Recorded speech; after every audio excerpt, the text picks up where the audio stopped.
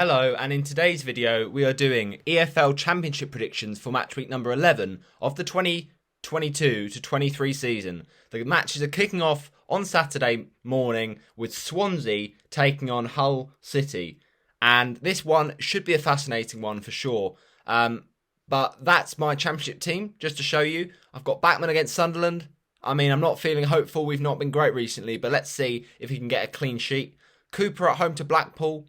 Good chance of a clean sheet. Story got a goal last week on my bench, admittedly. Very frustrating game week last week. I mean, it all went wrong, really. I don't know how this happened, but Ogbene and Story on the bench, and Steenie got an assist on the bench. He's done nothing for me all season, and the 1 week I don't play him, he's gone and got an assist. So it's crazy, really. But this week, we're thinking Story will get another goal, even though it's Sheffield United. Rotherham, good fixture for Jones, and he's got attacking threat. Harwood Bellis is my transfer in. I've brought him in for Colin of Birmingham because I don't think Birmingham will get clean sheets long term.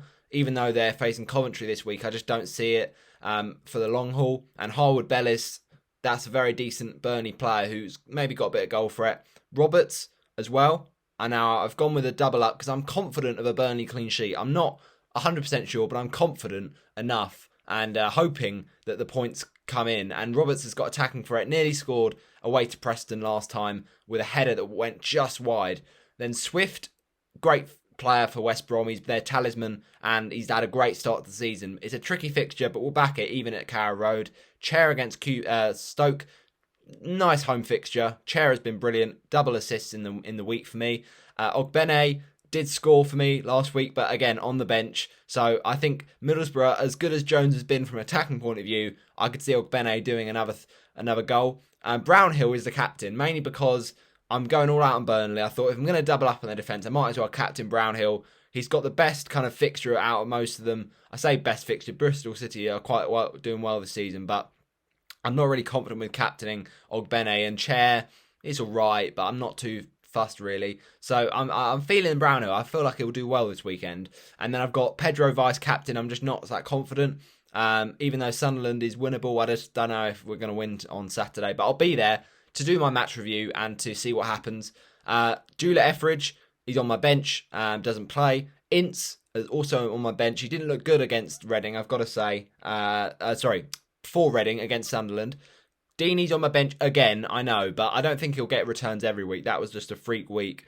And then Vyman is also on my bench. I will play Vyman in future games, and if he doesn't start scoring, he'll be gone because he's not really returned for me most weeks. But this week's a tough fixture, and because I'm going double Burnley defence, it makes sense to bench Vyman because I'm hoping that Burnley will keep a clean sheet. So that's my team for game week number 11. As I say, that Park the Bus is active. So the Park the Bus chip in Championship Fantasy is basically where your defenders have extra points or like multiplied by. So pretty much all my defenders, if they get clean sheets, then I'm going to be in with the points. And that will be perfect for the 5 at the back and the double up on Burnley. So I'm hoping it all works out, but you know, I've not been that good this season, so I'm not really expecting that much. Let's see what happens though.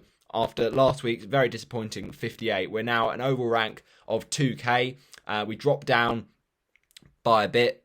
This is the current mini league that I've got set up. You can join my mini league using that code right there, starting with Z, ending with capital A. And at the top at the minute is Lucy. Very, very good. 63 points with the chair captaincy last week coming up trumps. And all the way at the bottom, I hate to say it, but you've absolutely stunken out the league this season so far, and that is a Watford fan. Morgan Churcher, 54 points last week. I mean, the fact is, this team seems to be perma-captain on Pedro, so it's not exactly doing that well. And I did captain Pedro last week. I regret it, but let's see if this time around we can get some points from Brownhill. Thanks for watching my championship section for fantasy. Now let's get into the predictions. So first up, we've got a match between Swansea and Hull. I'm going to back the Swans here, 1-0 to Swansea. Then it's Birmingham against Coventry. 2-0 Birmingham is my prediction. Burnley 2, Bristol City 0. I've got to say that really because I back the Burnley clean sheet and I back that Burnley will get a couple. Huddersfield Cardiff, that's an interesting one. I'm going to go for a 1-0 away win for Cardiff because I feel Huddersfield have really been struggling.